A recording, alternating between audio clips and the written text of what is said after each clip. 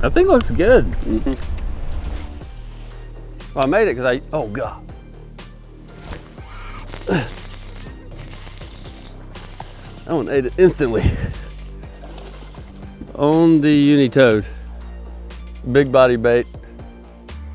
Need some heavy line and big gear to get it, but it's a good bait for covering water.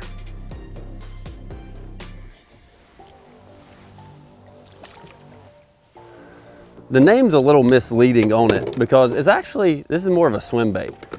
It's called toad, but it's actually more, I call it a wake bait toad is what it's intended for. I like to rig it weightless, that's what I designed it for. Just a big wide gap hook. This one's a little bit big, but about a 5 or 6/0 wide gap hook in it. This one's a little long, as you can tell, but you just need the weight from the hook, and that's what'll make it run. But it's not meant to buzz like a toad. The name's kind of deceiving because it's more of a soft plastic minnow style wake bait. And I reel it just, you know, barely subsurface, let it leave a V as you're reeling it back. It'll get a good rocking action to it. It's a good bait to cover a lot of water with, but not necessarily a toad, not necessarily a buzzing toad.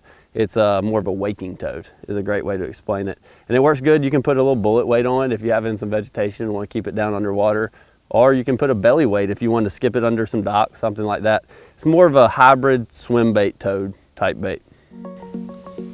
This hook's gonna be too big, I think. See if we can get rigged on this hook, but it's gonna be large. I'm not gonna be able to come all the way out. So you need the weight from the wide gap hook to keep it running true. It fits all right in that. I just had to stick out the front. I like a little bit smaller hook so you don't have to stick out the front as far.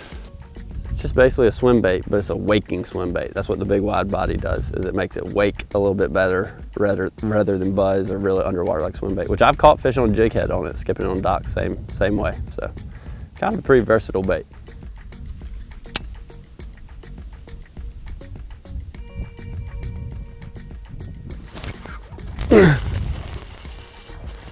That one smoked it off the log.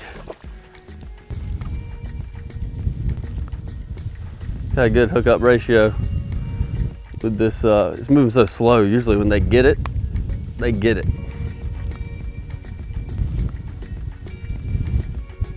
So I caught a few fish on this Uni Toad and I got slightly oversized hook.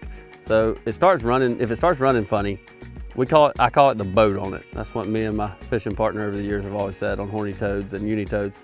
So that's the boat, when you get that arch in it. If you get no boat or backwards boat, then it runs twirly or down or upside down. If you get too much boat, it just flops out the water and doesn't kick. There's a very fine line. Once they get torn up, you got to kind of readjust them every now and then.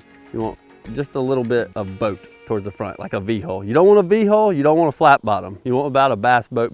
When a fish eats this bait, you gotta let them get it. I mean, they're usually not gonna miss it because it's a relatively slow presentation. They're not gonna miss it, but they won't have it all the way in their mouth and you'll end up losing the tail, letting them not get it good if you don't give them a pause. So when I see a fish eat this Uni Toad, I always give it maybe a 1-2 count, reel down, get all the slack out of my line, and really get a good lean into them and take up a lot of line. Because that's the main thing with big body baits, is you want to take up a lot of line. You don't want to just snap them because you got to get a good pull to penetrate that hook. So I make sure my line's good and tight and then make a long sweep when I set the hook. It doesn't have to be super violent, but you want to definitely take up plenty of line to get that big hook through that big body bait. And a lot of times you're making long casts, they might get it at the very end of a cast. I like fluorocarbon because I feel like it keeps that bait just subtly underwater. But I use 20 or 25 pound Yo-Zuri T7 fluorocarbon. It's just, need big line. I mean, 20 is the minimum I would use on this because it doesn't matter really. And rod wise, I actually use kind of a unique rod in my signature line. I usually use the 7.5 flippy floppy. It's actually more of a flipping pitching rod, but it has that backbone and still enough tip to be able to cast it. And you can actually penetrate that hook on a long cast with the fluorocarbon. But it's a cool bait, cover water, and you can get bit on it a lot colder weather than you can with a typical toad style bait. You throw it real slow, keep it just under surface, making that wake, and the tail's kicking, the body wobbles. But if you get too much speed, it just doesn't want to buzz like a horny toad. It's not meant to be a buzz frog. It's meant to be a waking frog. If you want to reel it a little faster, if you need that, quicker approach, then you can put a bullet weight. I've pegged a 3/16 ounce, 1/4 ounce bullet weight in front of it, and then you can fish it much quicker. So it's just more, just keep it 1/2 inch, 1/4 inch below the surface.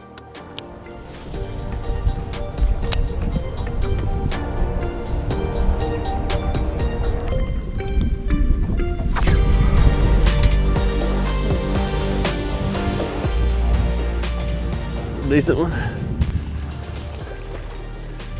Ugh.